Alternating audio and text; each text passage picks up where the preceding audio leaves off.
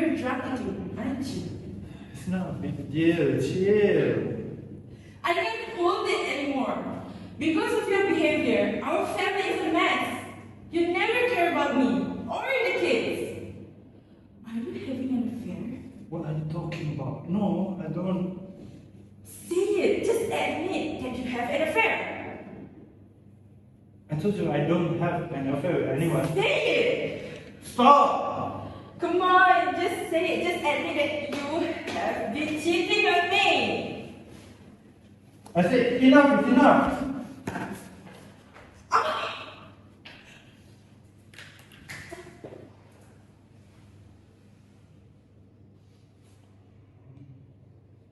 Hey, get up. Hey, you okay? Shit. Whatever. Wait. Hello? Ambulance? I just injured someone. Your Honor, the reason I stand here today is to prosecute Mr. Iqbal under Section 302 for the crime of murdering his wife. Okay, so I will start with the plaintiff. Hello, can you introduce yourself and what is your relationship with the deceased? My name is Naomi and I am the sister of the deceased. Okay, can you tell me in detail what happened on the day of the incident? During the night of the incident, I was having a phone call with my sister and I overheard their agreement, which later turned into a tragedy. Ah, I see. Has the deceased ever told you about the problem that happened between her and the plaintiff, who is also her husband? My sister often comes to my house crying because of her husband's behavior. According to her, the defendant had been acting like that for the past 2 years. He always came home drunk and neglected his family. Do you have any evidence that the accused is the person responsible for killing the deceased? I did have another evidence, which is the CCTV recording during the night of the incident. In the video, I can see he had trouble standing straight and caused harm to my sister, which led to her death. I see. After looking at the CCTV footage that you had given to us, we found that the footage is blurry.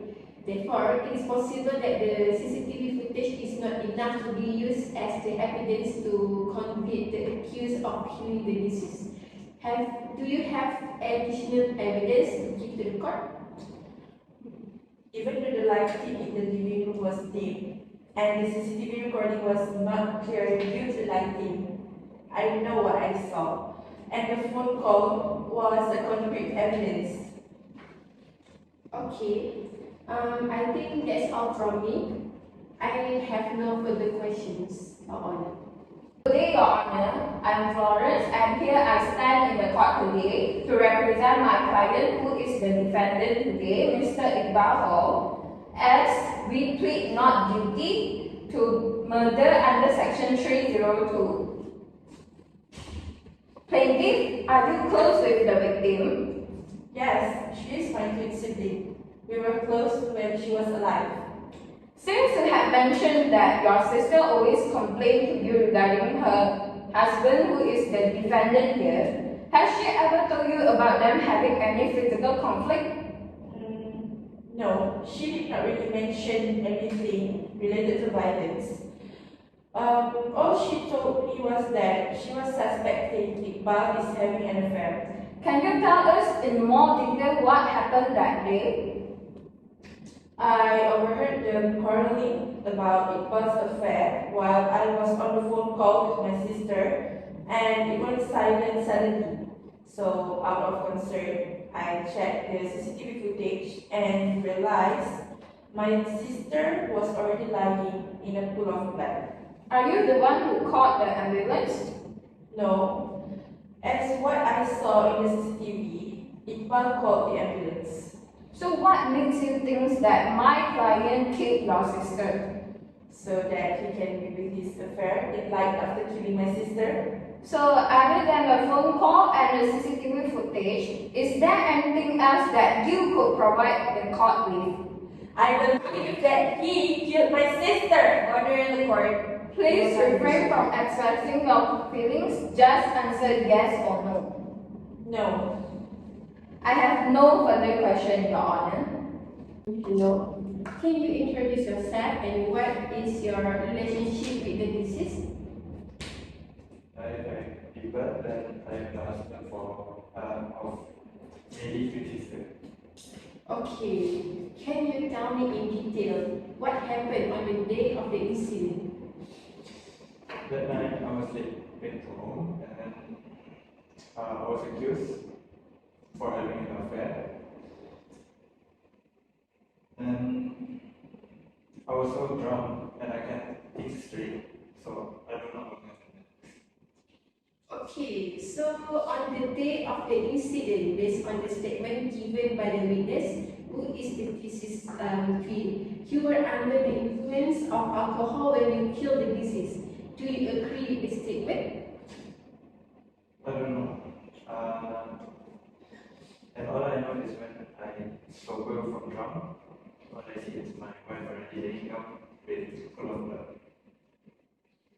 Okay, are you aware that your state of being under the influence of alcohol at that time can endanger the safety of others and can cause unwanted things to happen? No, I am not aware of that. Okay. On the day of the incident, there was an argument between you and the deceased which caused you to kill your wife. Do you have a grudge or a feeling of dissatisfaction with the deceased that caused you to kill her? No, I don't have grudge or feeling of dissatisfaction. I just get annoyed when she keep on accusing me. Okay. Based on the evidence that's submitted by the plaintiff, it is sufficient to prosecute the defendant for the crime of murder, and if convicted, the accused can be prosecuted under Section 85, Clause 2 of the Malaysian Penal Code. That's all from me, Your Honor. I have no further questions. Defendant, do you admit to having alcohol prior to the argument that you had with the victim? I don't know. I don't know why. Please just answer yes or no. Yes. Do you remember the content of the argument? No, I just vaguely remember that we had an argument, and by the time I realized she was already on the floor. Did you stab her? I don't know, I don't remember. The knife was on the table. Have the both of you always been quarreling? We had argument from time to time, but we always solved the problem the next day. On the next day. Have you ever had the thought that your life will be more peaceful with your wife gone? No, I need her in my life. Do you know how to use a knife to stab a person to death? No, I never had thought of killing anyone. I have no further question, Your Honor. Honor, after hearing the arguments from the plaintiff and the defendant, I found that the defendant had the experience when committing the act in which he killed his wife. As for the mens rea, it cannot be proven that the defendant had the intention to kill his wife. It is because at the time of the incident, the defendant was not aware of his actions where he was under the influence of alcohol. The defendant was also admitted that he doesn't have any grudge or dissatisfaction towards his wife that caused him to act like that. The situation happened only because of the defendant was provoked while he was under the influence of alcohol. And because of that, the defendant acted to kill his wife, who at the time was not aware of his action. That's all from me, Your Honor. Your Honor, based on the question that I had asked earlier to the defendant, we can see that it was indeed adversaries present which my defendant did kill the victim, but there is no measure as there is no intention to kill. Therefore, we are suggesting culpable homicide under accidental death as recorded under section 299 of the Penal Code. We plead not guilty to section 302 murder with the defense of intoxication under general exception rule in section 85 subsection 2b of the Penal Code, in which that the person charged was by reason of intoxication insane, temporarily or otherwise at the time of such act or omission. My defendant, my client, was clearly unaware that his action will lead to the death of his wife. Additionally, we are pleading not guilty under the defense of section 86 subsection 2, in which intoxication shall be taken into account for the purpose of determining whether the person charged had formed any intention, specific or otherwise, in the absence of which he would not be guilty of the offence, which is that we plead not guilty to the charge by the prosecutor. I rest my case, Your Honour. It has come to my attention that this case is a very tragic yet conflicting case. Although it was not proven that Mr. Iqbal had intended to commit the crime, a loss of a life is still a loss of a life. Therefore, Mr. Iqbal must be given a punishment in order to uphold fairness in this court. Under Section 85, intoxication when a defense, and Section 86, effect of defense of intoxication when established, of the Malaysian Penal Code, Act 574, Mr. Iqbal had ingested alcohol and knew that it would cause him to enter a state of intoxication. Therefore, he committed the crime while being intoxicated, which leads him to also be charged under Section 299, culpable homicide, not amounting to murder, as the prosecutor had failed to prove Mr. Iqbal's mens rea or intention. Mr. Iqbal, the punishment that I will administer for the crime of unintentionally taking the life of your wife, I hereby sentence you to a lifetime in prison. Thank you, and the court will now be adjourned.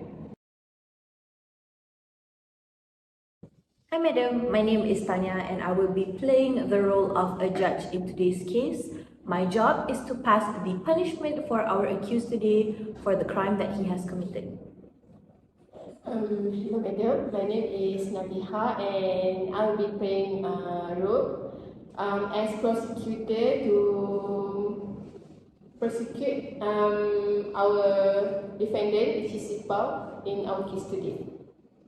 Hi madam, my name is Florence and I will be playing the role of lawyer today, and my main role is to defend our defendant here to prove that he is not guilty of whatever that our prosecutor is claiming. Hi madam, my name is Muhammad Iqbal and I will be playing as the defendant. Hello madam, my name is Nurnaidi Ashikin and I will be playing as the victim and also the plaintiff. So my role today is to provide evidence to prove that the defendant is guilty.